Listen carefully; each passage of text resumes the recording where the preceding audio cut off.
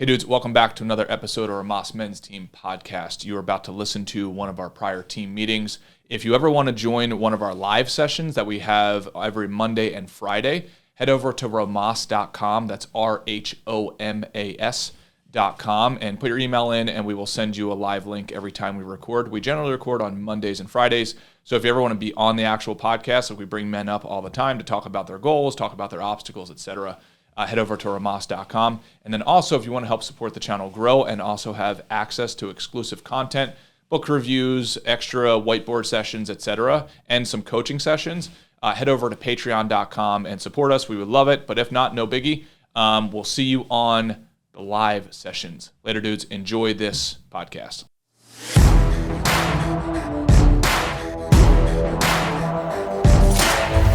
Live, dude. We're going. Yes. What's up, brother? Chilling, man. Just I'm up in the kitchen. I was telling you I'm on full dad/babysitter duty. So luckily her nap schedule aligns perfectly with Rhomas, so pretty nice. You're fucking right, it does. And I extra tired her out just to make sure 11 would be 10:50 or so would be her going down, and yeah, it worked. Nice, man. Yeah. Ooh, Delco Jim is here. Delco Jim, what is up, brother? What up, bro? Yeah, maybe we can pull him on today if he's game for it. Hell yeah. Well, dude, what is up? Nothing, man. I got to lay on my sword right now. The two things I said I would get done, I did not get done. Rhomas U is still in progress, and my finance videos are still in progress. So I'm laying on the sword right now and not hiding shit. Fair enough, dude. I'll actually toss it out there. I did get my scorecard going. I missed Monday. But the thing is, I did some of the stuff, but in my head I went, no, unless I mark them down that day, it doesn't count. Because then by then, so Monday was just, but I'm at a C right now. So I'm at a C for the week, it wasn't my best scorecard week, but I got back on the scorecard train, which is nice.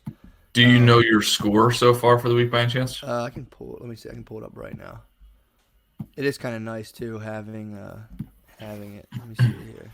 Because now I'm looking at mine. If everybody listening wants to pull up theirs.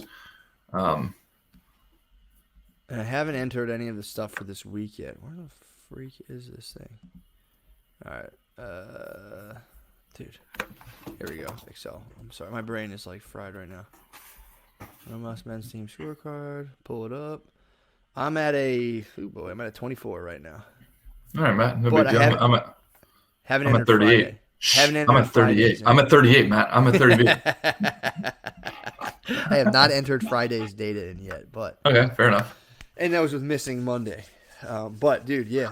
No. Okay, yeah. I'm sorry. Today's Friday. All right, Matt. Hold on. I'll get right back to you. Let me update my score. I was gonna say, dude, mine's horrible this week. How did you? I didn't want to say it. But I was focus water. Oh man. I completely forgot today is Friday. So dude, you see Delco Jim is his dad and mom are both on the scorecard. Oh shit! Nice, man. That's fuck, dude. That's huge. That's so awesome, dude. Yeah, and it makes a difference. I was because in my head I was doing the scorecard and I got cocky. I was like, I think I got this, man. I think I got to commit it to memory.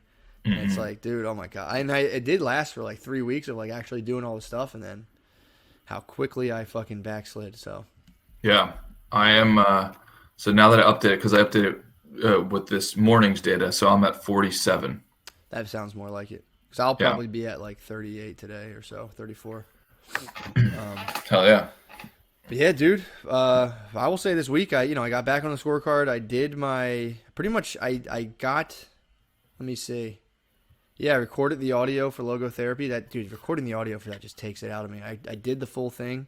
I got my food situated, got on the scorecard. So I started everything I wanted to do. So hell yeah, awesome, man, great job.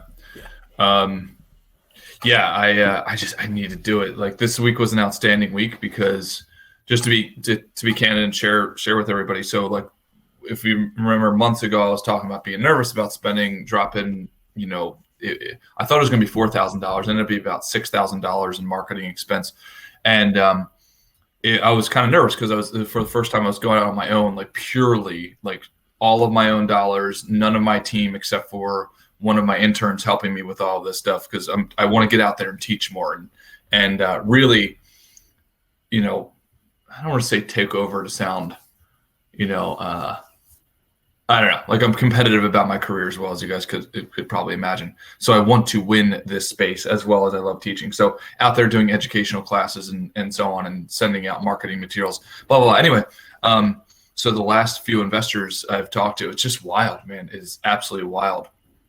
Millions and millions and millions of dollars these people have. Like the person I talked to last night is $30 million and believes, is very fascinating in terms of psychology, that he still has not made it. Isn't that nuts, man? $30 million. Jesus. Yeah. Yeah, it's pretty wild when you think about it. And this is where Jordan Peterson talks about the Gini coefficient, about it's not poverty that creates happiness or unhappiness, it's relative poverty. Yeah. So this is a great guy, like obviously has done very, very well, but has a friend who has done extremely well. He's one of the richest men in the world. Damn. So he judges his progress, it seems like to me, relative to that person. To give an idea, this person this friend who he has, the guy hasn't driven in 20 years because there's too much liability. Because if he hits somebody, right, then he takes like somebody could sue him for hundreds of millions of dollars, right? Like, yeah, I never thought about that. Isn't that crazy? Because this guy, he's a great guy, and we were kind of opening up to each other. He's telling me some funny stories. He's like, yeah, he's like I think he said like my car was low on gas, so I said to my buddy like let's go out to eat, and he's like why don't you drive because my car's low on gas. He's like dude, are you crazy? He's like I haven't driven in 25 years. He's like I have people drive me, not because I'm pretentious, but because I can't take the risk. Like you don't even think about that. Yeah, that's pretty nuts. It's pretty tight, man. How much money do you need to where it becomes like mathematically not a good idea to take the risk? Dude, it's a really good question. I don't know. I would probably argue that this guy that I talked to yesterday is at that level, $30 million, right? Like, yeah. Yeah, dude, that is because does it work like that? Like the more money someone has, the more you can sue them for like a thing. I don't know. Maybe, Yeah. It does. it makes sense though. It's like I assume there's a bigger target on your back. Yeah. The thing about the legal landscape, and I don't know, maybe Ray could speak to this, but I think the thing about the legal landscape is basically there's a lot of gray area because rules can. It's very difficult to write down every single rule and every single thing that should happen. So it seems like to me, legally, it's just like, okay, you bring your lawyers, and if they can make somewhat of an argument, then you have to respond, right? You can't just say like, no, I didn't do that, right? Like, let's not waste this time right now. It seems to me like that, and that to me seems very ridiculous. Yeah. Yeah, dude, the legal system is bizarre. Like it's just crazy what a lawyer can accomplish. Like I remember I got some weird thing for like, I forget what it was. Oh, it was for my car. Someone totaled my car, just smashed my car. I had like the worst insurance, and I just called my friend who's a lawyer, and he was like, "We'll get you like $3,000." And the insurance company was like, "No, you signed the paperwork, you're done." And the lawyer was like, "Yeah, here's $3,000." And I was like, "Thanks." This is bizarre. I'm like, how does this even work? Yeah, dude. I know somebody right now going through court, and he won the case, but then they appealed. So now he's got to go back to the attorneys. They're charging him more for the appeal, right? How does that make sense? It's like I already won. Can't I just go say like I won?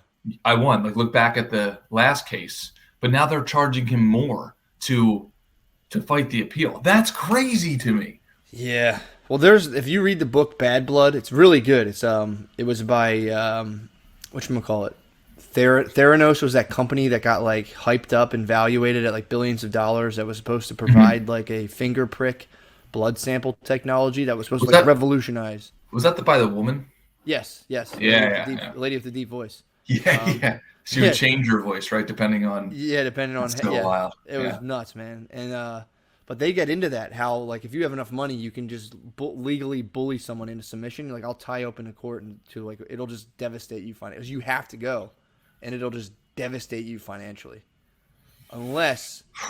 And I kind of fantasize about my cousin Vinnying that whole situation, or just being like, I'll represent myself then. But you're just, you're up against just monsters, just shredding you in court. So yeah, I mean, if you think about this, like it seems like at the nucleus of the situation, it's just an argument. And you present your facts, I present my facts. Seems like if I'm capable of doing that, why should I have to have this like institution backing me, or at least another person via a lawyer?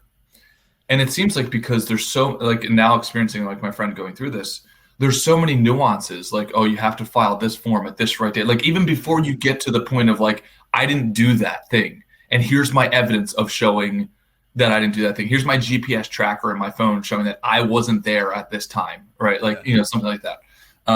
It just seems wild, man. Yeah. Yeah, it's some BS, bro.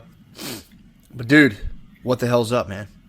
Actually, let me shut this door real quick. Sorry. Absolutely. Sorry, just kind of peeking up. I'm also laughing at M. Gunther, dude, just using that using that methodology in terms of, like, it's not worth the risk for driving for RD and Tinder dates, which, yeah, it's yes, sir, bro. That is I was talking about this recently, and you get to the point where you're like, using the condoms is like, I'd rather even not do it at all. Yeah, or Gunther, yeah, or if they have a big target on their back if they're loaded, dude, then hats off. Wes, I'm sorry. But what up, bro? Nothing much, man. I want to put on the topic or put on the table some deep topic that I had conversation on yesterday, if that's cool with you. Absolutely. So here it goes. So it seems to me, Matt, correct me if I'm wrong, but you've studied psychology formally. I absolutely love psychology. I think every person should become at least an undergraduate degree level skill set in psychology because it's so unbelievably important.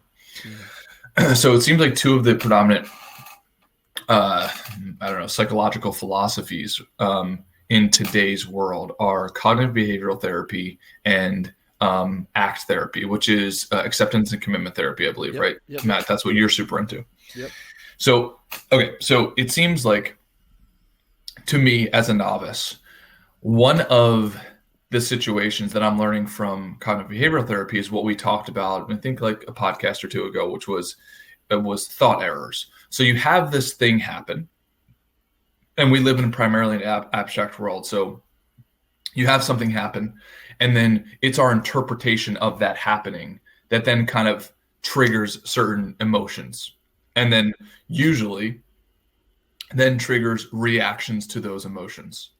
So you have thing, interpretation, reaction. So that 3-step process. Yeah. It seems to me that CBT tells you first to define the thing and make sure you have accuracy in the size and scope of that thing. Yeah. So like interpret the monster. Is it a 40-foot monster or is it a little itty bitty monster? Right? It's still a problem, still a monster, but like obviously you're going to think differently or react differently than, depending on the size and scale. So it seems like that's a cornerstone of cognitive behavioral therapy, which is identify the shape and size of the problem. And particularly be careful if you're using what are called thought errors. So if you're catastrophizing, if you're future telling, if you're mental filtering, like all those types of things. I think those are phenomenal. I think I benefited from those immediately once I heard them.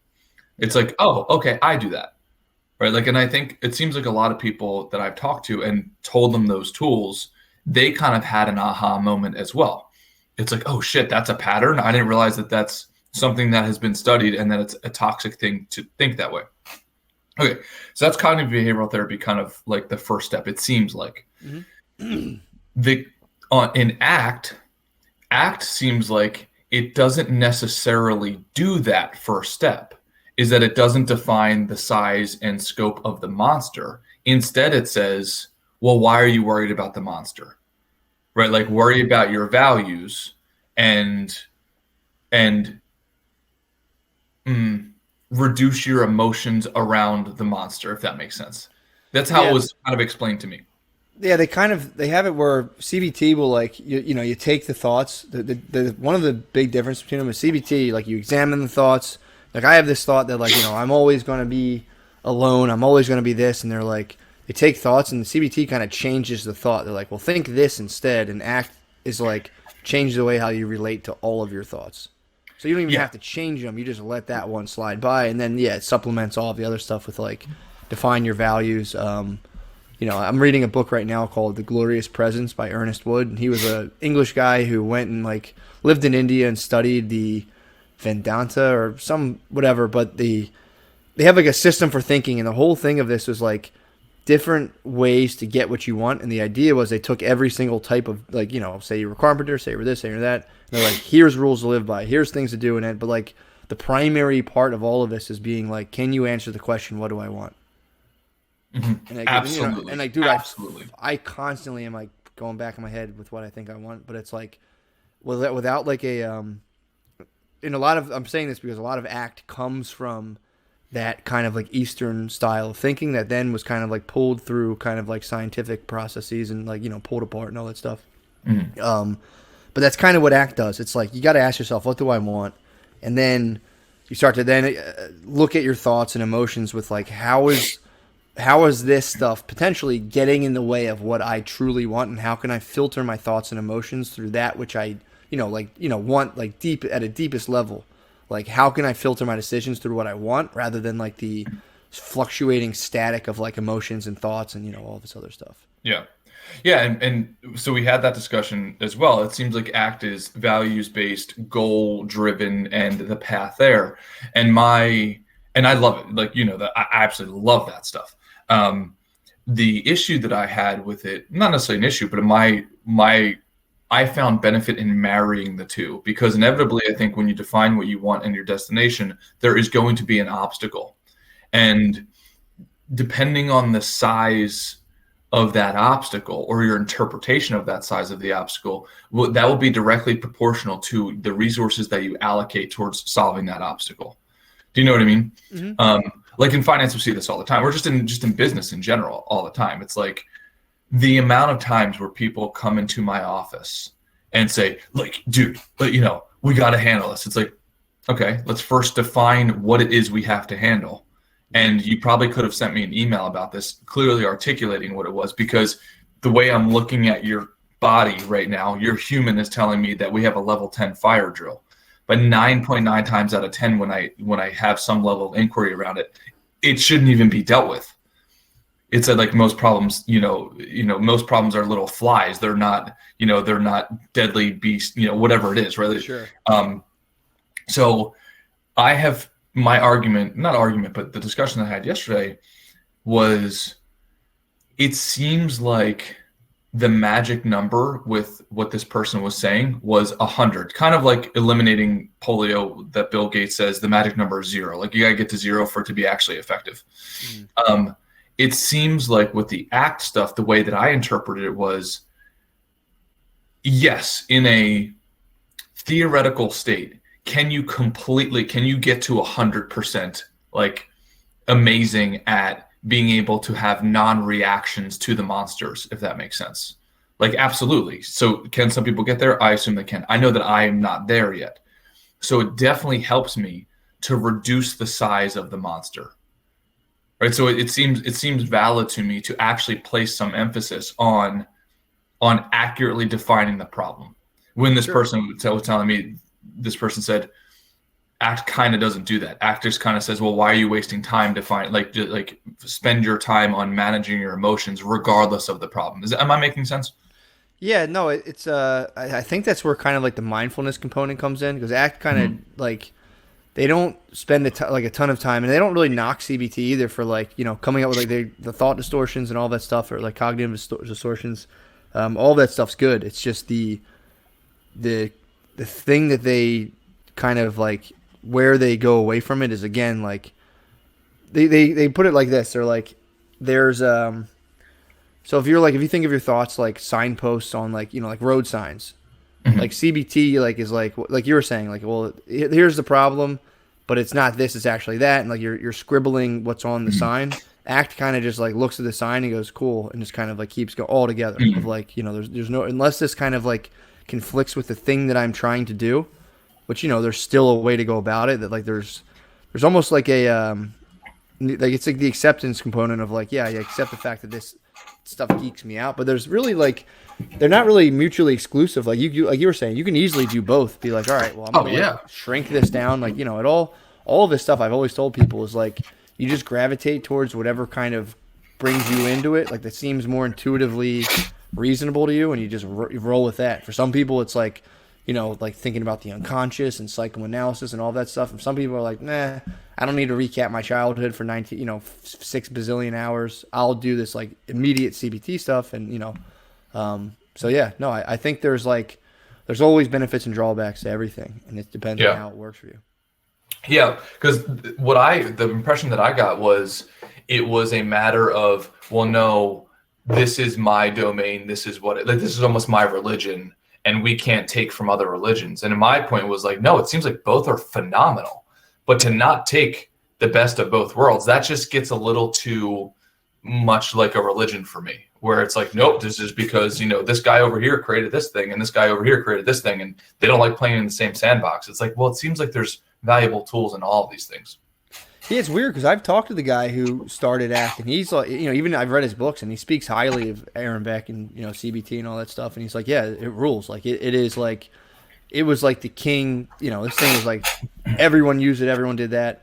But yeah, ACT people claim that there's like, you can get further benefits from breaking down and like breaking everything down into those 6 psychological flexibility things. But it's it like you were saying, man, it's like to think like like there's really not an objective like consensus of like, well, this is better. They all have different applications. They all do different stuff, and it's like they all work for different. Like there's some people that like Jungian therapy works for, and it tends to really depend on your personality type.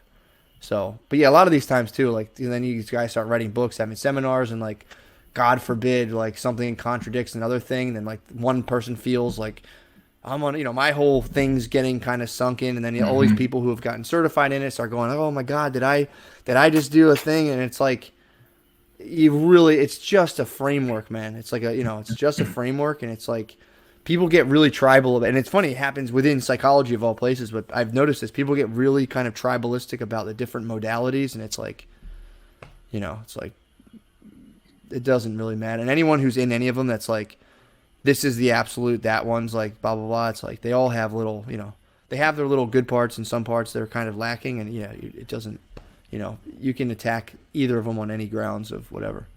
Yeah, it's one of the reasons that I like UFC fighting, because that's kind of a really good test of like, okay, you bring your religion in here and I'll bring my religion. Or you have the guys who like don't have any religion, they just do what is effective. Like you saw this with UFC 1, 2, and probably up to 3 or 4, where certain people, like you had the boxers, right, who like, or Taekwondo people or whatever, they only stuck to their thing because they didn't think anything else was effective. But then you had the guys who actually studied mixed martial arts, and you're like, oh, okay, they picked what is best from all worlds. Now, jiu-jitsu was relatively, the dominant force there. But all of a sudden you start to see it's like the octagon is just a great way of illustrating physically.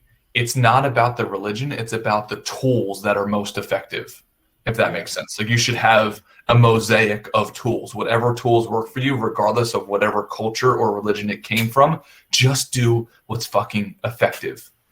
Yeah, absolutely. And like I said, it all depends on how this stuff speaks to you, because it's like, CBT, I've always read it. I'm like, this is cool, but there was never like, I would start reading it, and for me, it starts to read like a driver manual or something. It's very straightforward and very kind of nuts and bolts. And it, for me, I'll just start getting like, and then the ACT stuff for me just kind of draws me in a little more. So it's like, the thing with like psychology is it's so subjective. It's dealing with a lot of it is like kind of like non-material problems, which like vary, and it's hard to hash them out. But yeah, I agree with you, Wes, though. I think you should pick something, like see it all the way through, have it kind of understood as much as possible, and then from there you can kind of, be like, well, I'll ditch this and take this and from that. But yeah, man, I think the idea of having, for me, of being psychologically flexible and like having that process of like mindfulness, having like, what do I want, being able to answer that question, and on and on and on. Dude, it helps me so much in so many situations where like now when this seems to be like for me the issue of like, I'm in a situation, I'm feeling uncomfortable. I can start to rationalize my discomfort in a way that kind of protects me, where I'm like, well, this person's this and that, this is that, and I don't like this thing. And oh, this isn't for me. Whereas I could have easily just been like, hey, you're just feeling uncomfortable because of who knows why, like just ride out this weird feeling and then just keep moving towards the thing you're trying to do. Yep. That makes sense. Now, okay. Yeah. So I love the illustration that you said earlier. So you're driving down a road, let's just say that road, and at the end of it's your goal. And you see these signs on the side of the road. And Matt, it seems like in your example, you imply that those signs are irrelevant towards your goal. So keep on driving. Right. Yeah. It's like, okay. Yeah, sure. Yeah. You can say that. You can say like they don't have to dictate your behavior. Right. Now, what if those signs are relevant? Or let's just say they're no longer signs that are not relevant. It's a big boulder in the middle of the road. Or you see something that resembles a boulder like 50 yards ahead. It's dark at night and you're driving. So do you know what I mean? Sure. Like, so what psychologically do you do then according to ACT? Well, then that's kind of the for that it's like that's a physical problem. Like that needs to be dealt with. Okay. You know what I mean? And I'm not being like a dick, but like for the analogy, it's like that would be a physical issue that needs to be confronted. Because a big part of it delineates between like physical problems and how a lot of our mental problems come from the fact that we have a brain that's oriented to deal with physical problems, and we try to apply that to our mental processes, and it doesn't work. Okay, yeah, so that's good. So, because I agree with you, there, and that's what I brought up yesterday. There's a little bit of breakdown when you use physical analogies to abstract, realities. But then there's kind of an overlap. And I think the guy from ACT, I think you told me that he's a big fan of like Landmark and Study, kind of pull together a hybrid, right? Yeah. So in the abstract world, you can kind of almost get more physical when you bring things into terms of workability. So it's like, okay, there's not this physical problem, but it's also not completely abstract, because if I don't deal with this thing, it will directly make me getting to my goal not workable. Sure. If that makes sense. Do you know what I mean? Yeah, absolutely. So what in that situation do you do there? So for instance, let's just say, I'll give it a tangible example. Let's just say it's husband and wife, and the husband believes that the wife is cheating on him. Mm-hmm. Well, that to me is a non-workable, like almost like, abstract physical barrier. Like, I think you're cheating on me, right? Like there's like, this is not workable towards our end goal of having a happy marriage and raising children and so on.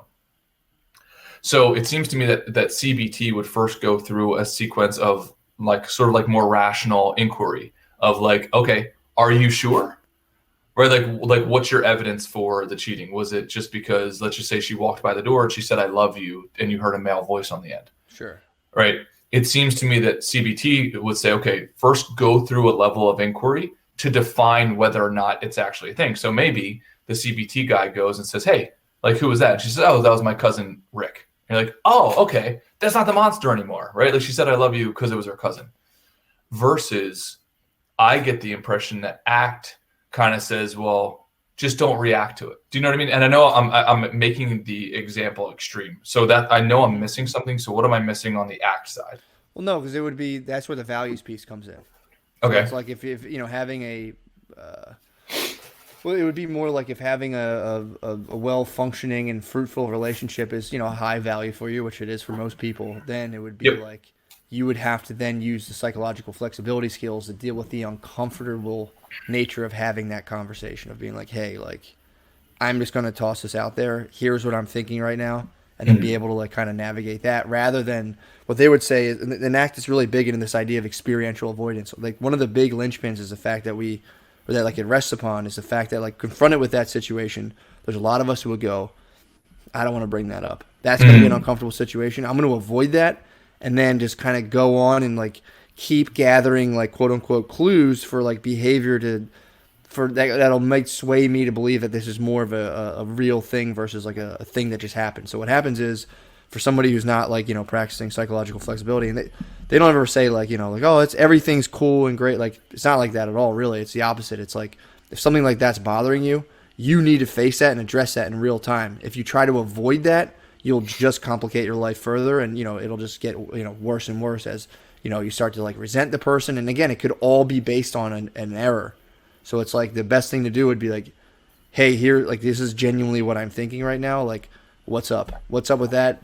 So it's like, it's very much against like, they use mindfulness as a tool to like navigate your own emotions short term, but in terms of like, it never gets in the way of actually doing the things that need to be done, if that makes sense.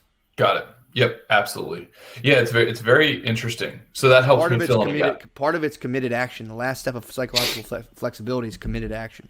Mm. And that's like it ties the whole thing together, because without like actually doing the thing, that it's exactly what you're talking about. It kind of devolves into like whatever, like I just got to let this not bother me. And the last part of it is like, well, again, there's things that bother you that need to be kind of let go of, and there's things that bother you that need to be faced. And part of like like what's called like right thinking is being able to figure out which is which.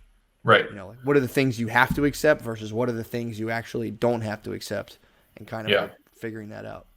Yeah. No, that makes sense. And it seems like it's an element of, with all of these, both of these practices, it seems like it's an element of not necessarily not feeling emotions, but feeling the correct calibration of emotion. I'm assuming. Like, I'm assuming I'm supposed to feel like I'm supposed to have a certain amount of neurotransmitter release. I'm supposed to have a certain amount of hormone release, because those are the things that spike the body into action. Dopamine, blah, blah, blah, etc. It just seems like it's the over exaggeration of the thought, and then therefore over release of certain chemicals in your body or hormones in your body that create chaos oftentimes. Am I accurate about that? Yeah, and that's the cool thing about CBT is like they have the term. I think they're the ones who came up with catastrophizing. So it's like you're at work, you have like a bad phone call, and like your manager walks by. You're not just worried about that. You go straight to like, I'm gonna be fired. I'm not gonna have money. I'm gonna be broke. I'm gonna be on the street. My wife's gonna leave. And now you deal with like 19 problems at once that are just like it just goes to the worst spot. And that's where like the CBT stuff's awesome, because you can start to be like, oh, I'm just in an uncomfortable situation. It's like, right. This sucks. By tomorrow it'll be fine. But the problem is when people get paranoid like that, and they start going, oh fuck, and they start acting weird. The other thing CBT is cool. That's cool about CBT too is I think, I'm not sure, but I'm almost positive they were like the first person to start doing like the systemized desensitization. Desensitization or whatever. They were the first ones, like exposure therapy, of being like. Oh, CBT was? Yeah, it was. I think they were the ones who came up with exposure therapy, which was like, you get a lot of that, and like, especially in like the psychology world, you get a lot of it gets a bad rap for like what I think would be like the more like psychoanalytic stuff. It's like, let's just fucking, and even psychoanalytic stuff does say like you have to face all these things. So every mode of psychology basically is saying like, what is that? No, is that me? I think so. Oh, it's people in the backyard working. Wow. I don't know what that is. Are they boxing while working, or this is like the 3-minute warning? Let me see. Unless there's a bomb in my house, I don't know what the hell that is. I don't know what that is. But the hold on, give me 2 seconds. Yeah. Yeah, so guys, I hope this isn't necessarily boring to people, because it's actually extremely important that I found. I found literally on a daily basis, I'm using these tools, and I'm always trying to find the right mental models, the right tools to use to efficiently get me out of or around obstacles and staying on the path. I diffused it. No, it was nice.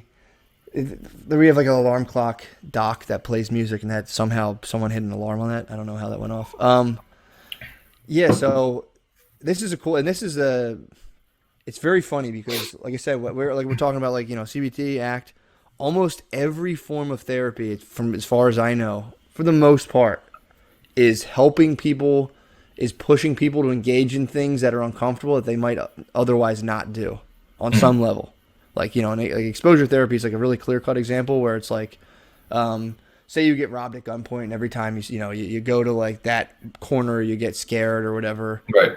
It'd be like, we'll go there every single day. Same with narrative exposure therapy, like especially for like women who get raped, or I guess guys too.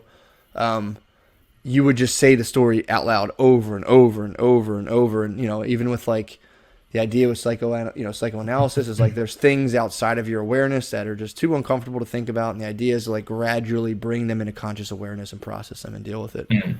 So it's like all of these, you can slice these things. And there are some stuff too that's just kind of like, I'm sure there's parts of it that are just like, no, like we need, we need to just like protect people, make them comfortable and safe. But for the most part, every single thing is like pushing people against their own biology of like avoid.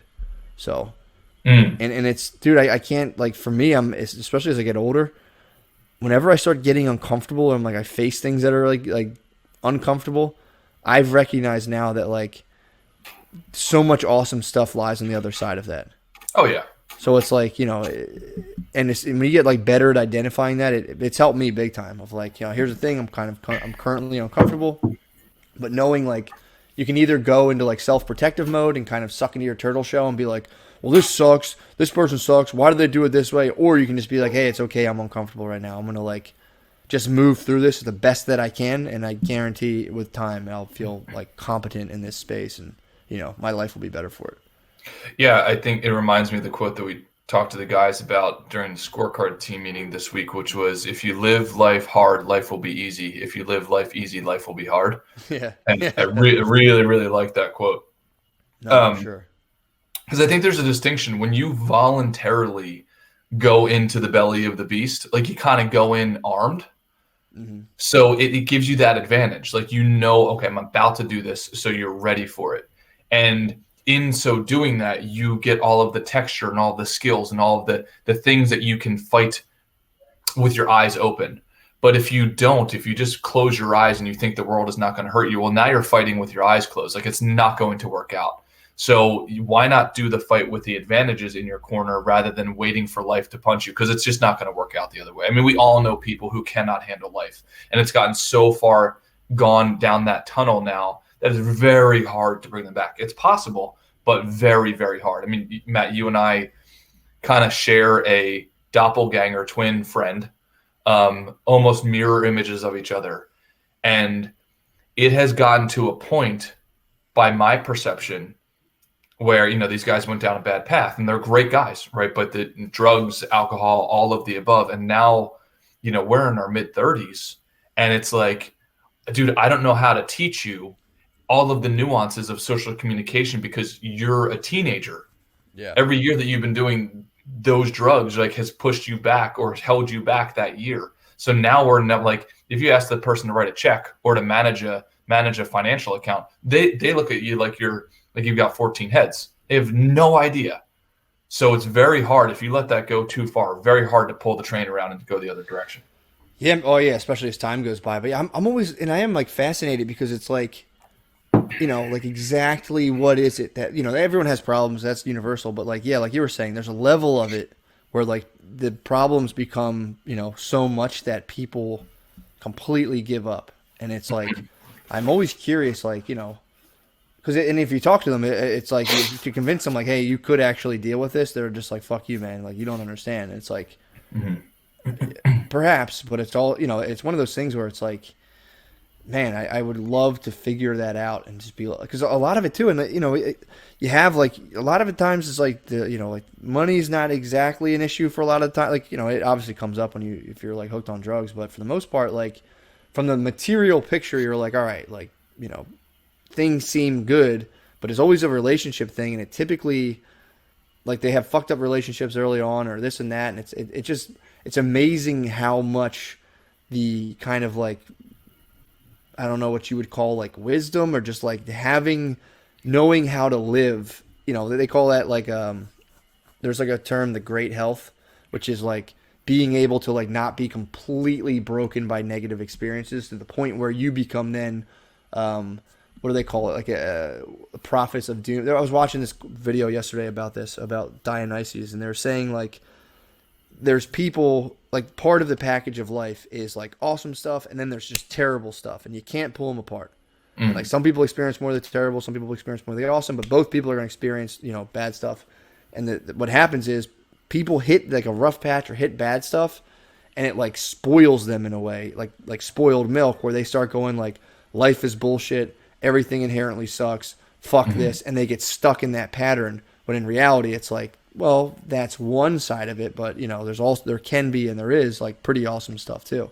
And I'm always curious, like, as people do, I feel like everyone has a breaking point to like, bad stuff, bad stuff, bad stuff, and they say, fuck this, life sucks, case closed, I'm pissed, and it's like, yeah, it's just a shame.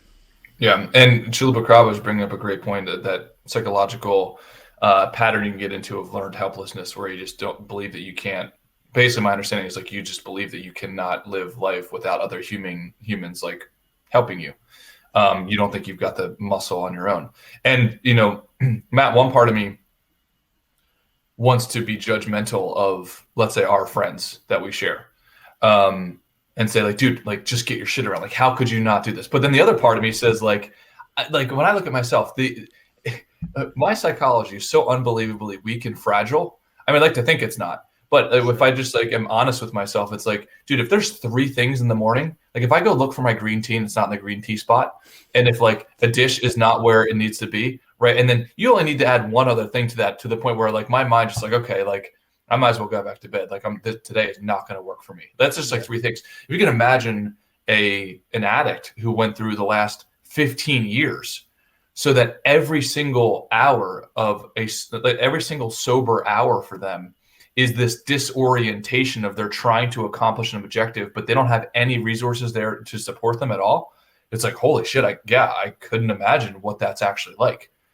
Like you go down, it's like, oh my gosh, well, the electricity just got turned off, right? Like, or like I still live in my mom's basement and my mom's not here. Like, who's going to cook me breakfast? Like literally like every probably 5 minutes they're conflicted with their historical losses are now manifesting themselves. Yeah, well, it all depends. Like I said, it all depends on. Everybody said it's not so bad.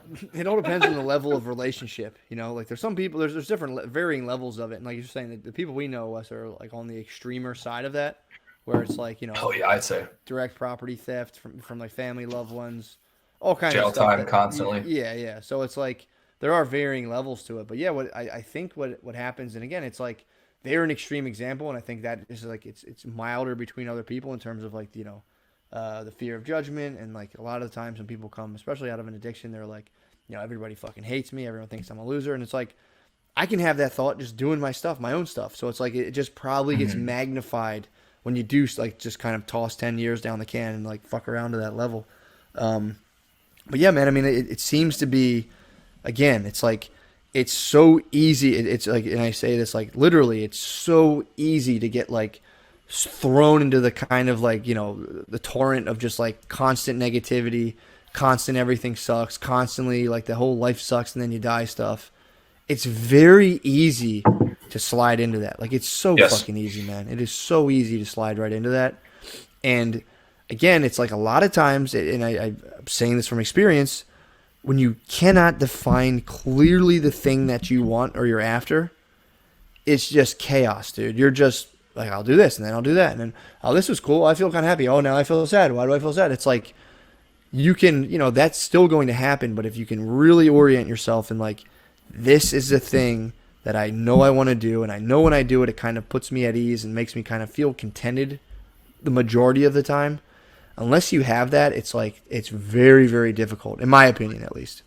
And not even just like I want to, do this one day or have this thing. It's like understanding why you want that thing and being able to articulate. It's like clearer to me now, but I'm still trying to kind of like articulate it better and like live in accordance with it more. But yeah, man, it's like without knowing what you're up to, it's very hard to make decisions. There was a quote, I want to send it to you. It was like, if you can't say no, your yes is meaningless. So it's like, if you're not able to like define, if you're like, oh, I'll do this for that, I'll do that. It's like, if you're not able to like use, I think what they call, like and again, that book I'm talking about, they talk about The Glorious Presence. They talk about like how discrimination is like one of the 4 things to like, having like a healthy mind, being able to be like, no, yes, and like understand why you're saying no, rather than just being like, okay, I'll do that. Okay, I'll do that. Okay, I'll do that. And then being like, what the fuck am I doing? So, yeah, no, that makes complete sense to me. Well, thank you, because it was helpful for me to go through that. I need to do some more research on ACT, like you've been kind of coaching me through, and CBT. But I think they're both essentially helpful. All of these things are really helpful as we define our path as a man, and try to get to our end destinations. Yeah, absolutely, man. I mean, it's like, and again, it's like for me, the CBT stuff's awesome, and there's like it has a ton of influence on just like a ton of other schools of psychology, and it was like the ACT stuff is more of a for me, it's like it has more of like I guess a planned out thing because it gets to the point where again I can sit there all day and deal with my thoughts in real time, and I'm sure CBT addresses this at some point, but it's like without knowing what I'm up to and why I'm up to that.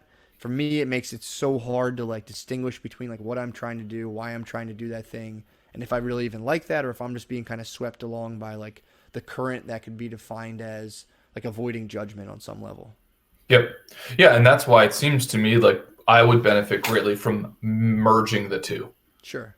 That seems to me like a nice hybrid path of achieving the destination. Absolutely, man. But yeah. Cool. Awesome. Well, thank you for helping me explore that. Absolutely, dude. Let's do you want to grab one of these bros on, or what you want to do? It's about 11:59. I'm down for that. If you are, I've got a few extra minutes if that's okay with everybody else. I'm curious. Whoever wants to got the chalupa cob, man. Ooh. Let's grab this chopper, bro. First one up. First one to raise his hand. Yo. What up, dude? What you doing? What is up, brother? I'm hanging out. Big workshop. Nice. New space. Growth. Ooh, it's a lot bigger than the last space. That's Hold awesome. on. Sorry. So what do you do? I build these big fucking container boxes and other stuff like that. I work with CAD design stuff. I made that sign for Matt because it's like an automatic machine. You can make like really cool shit. These are this is like for hanging plants. Do you see this? Damn. It's a new product. Awesome. You get to do product design. I fucking love it. It's sick. That's awesome. But I used to work in psychiatry. I say it all the time. I was like, yeah, I learned about that working at a psych unit. I talk about it all the time because it was very formative for, just in life in general. But I studied positive psychology, which was heavily researched here in Philly. I'm in Philly. Yeah, UPenn, right? Penn. Yeah. And an extra thing that I think is really cool that you guys would totally be into is not only understanding like what are your values, what are your behaviors, but what they talk about is what are your strengths, and it gets into like leadership studies and all that, and like what makes a good leader. I think that's a really cool place that a lot of these guys in this group could get into to further kind of understand themselves and be able to present themselves as a man, as a leader, Dude, that's a great point. Yeah. Like thinking about it from, and then let me know if I have this pie chart right. Values, and then what was the other part that you said? Values, those CBT logical fallacy skills. Yep. And then strength. Strength. I love it. Yeah, I mean, it was cool. We studied it in college, and everybody that I was in this like minor program. It was leadership studies, and everybody that was in the program, they would be studying business or medicine or biology or whatever they're studying.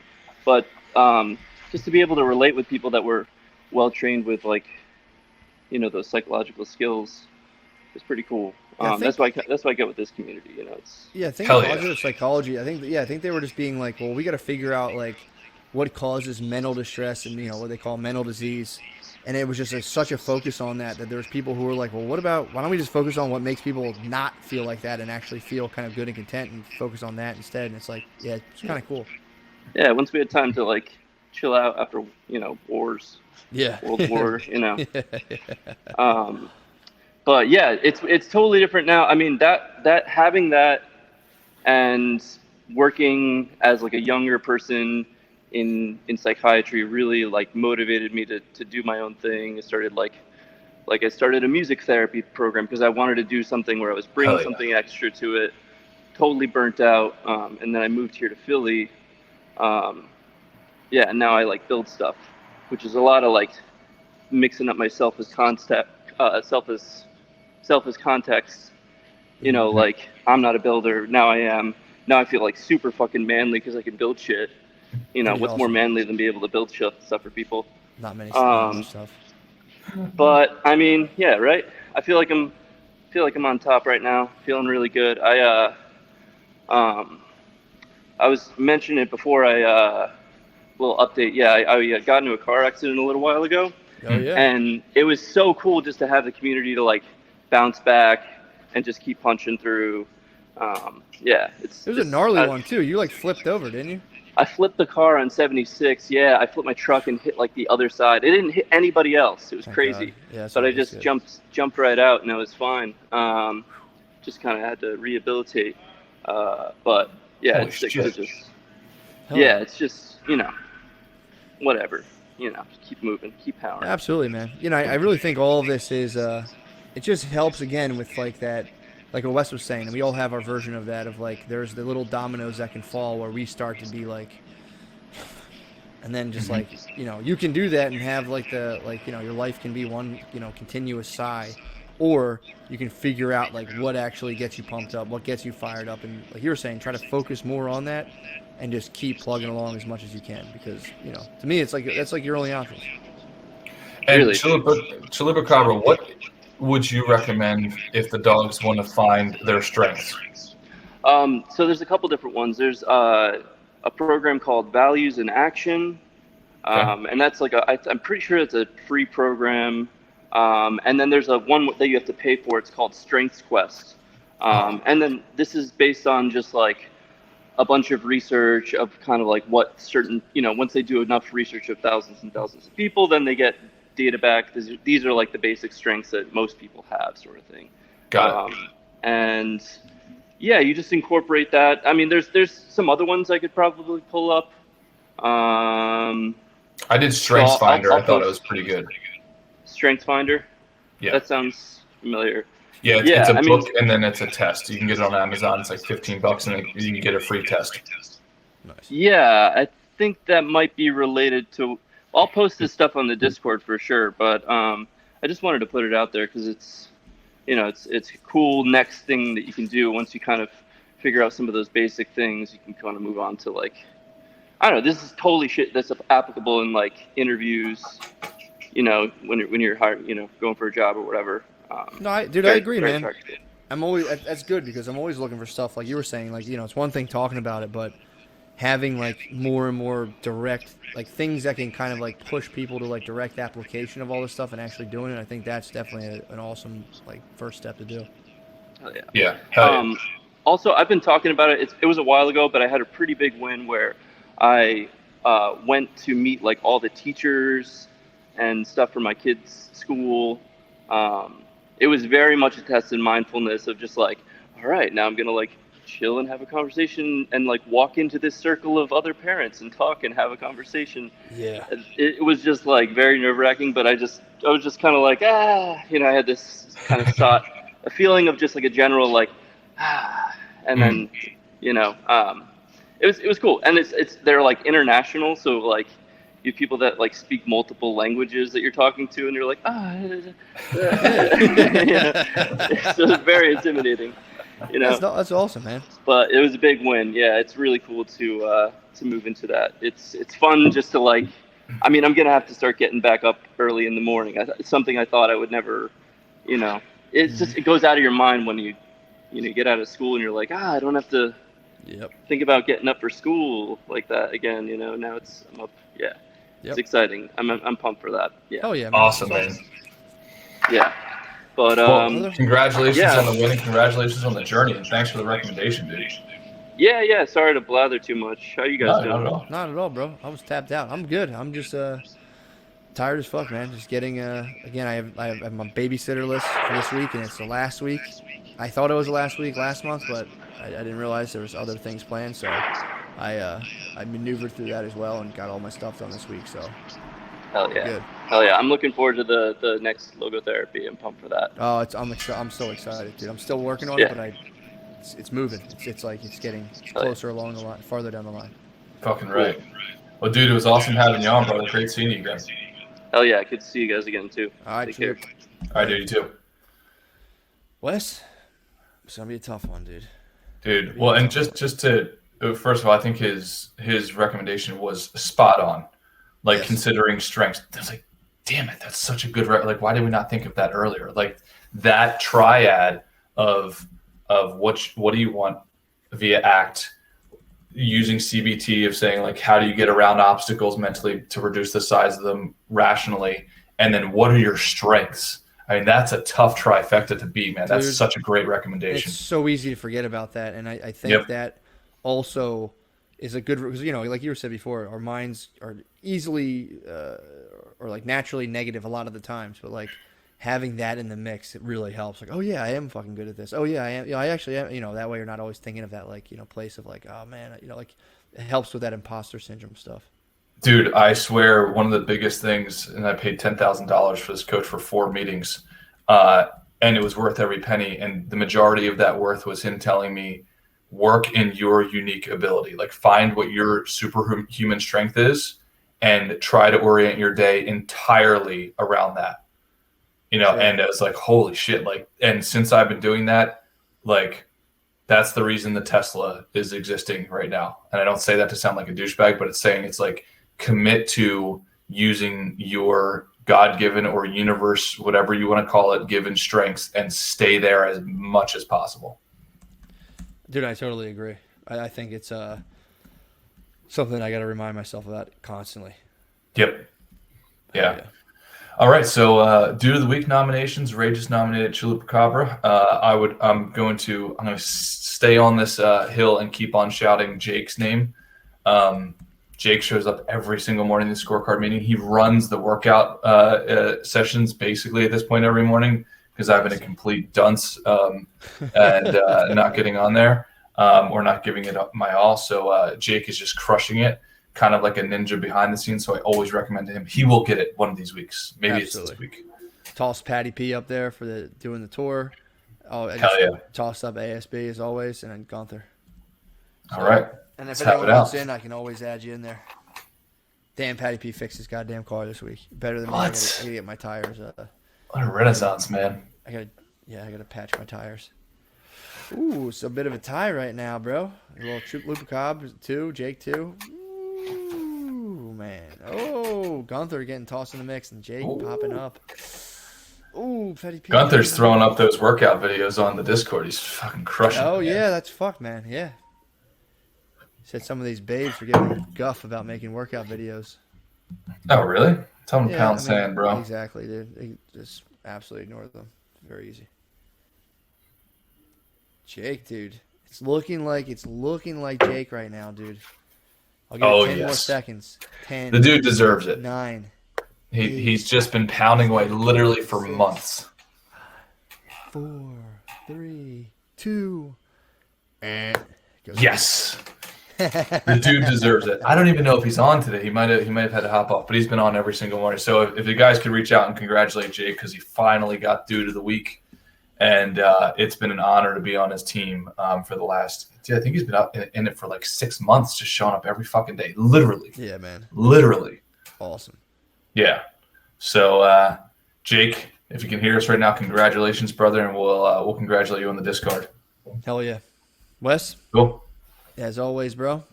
All right, brother. Take it easy, man. You too. Guys, have an awesome weekend. Later on.